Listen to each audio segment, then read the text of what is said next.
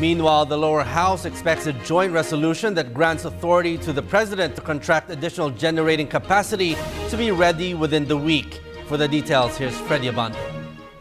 The draft resolution for Congress to grant the President authority to deal with the looming power crisis for the summer months of 2015 is expected to be ready before the end of the week.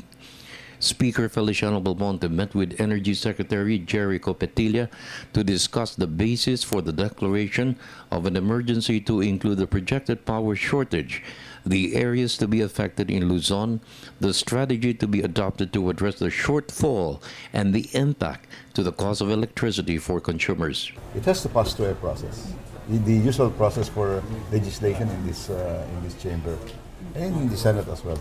Petilla has recommended to the President to invoke Section 71 of the EPIRA law, which states that upon determination of imminent shortage of supply of electricity, may ask Congress for authority to establish additional generating capacity under approved terms and conditions.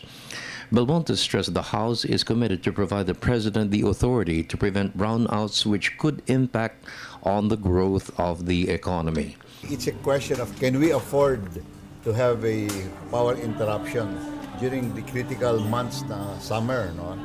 And I really think that we cannot.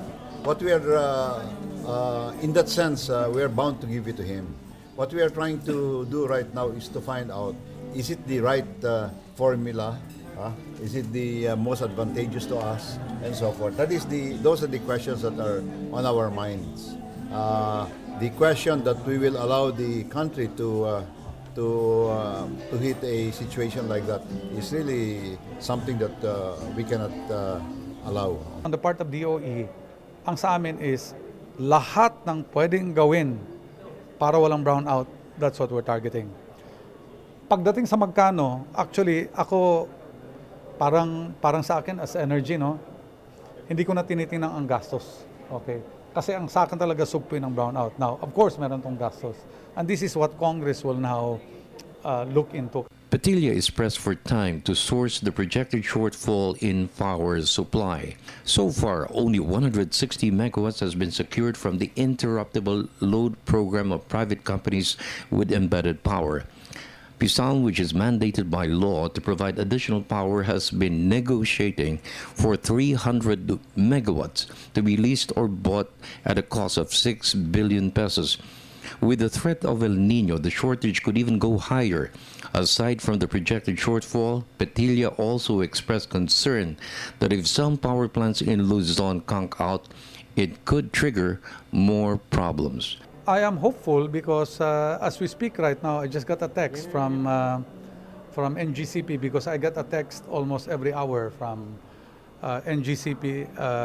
They're trying to start up Malaya 2 at mukhang hindi uli nag-start. No? So I'm trying to find out whether this is a long-term problem or short-term.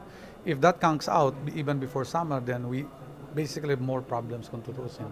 These are old plants. I can't blame them if they don't run. But, you know, I'll have to do with whatever I have. In other words, I will simply juggle the available generating capacity in this country if it's not given, the authority is not given. For the People's Television Network, this is Freddie Abando reporting.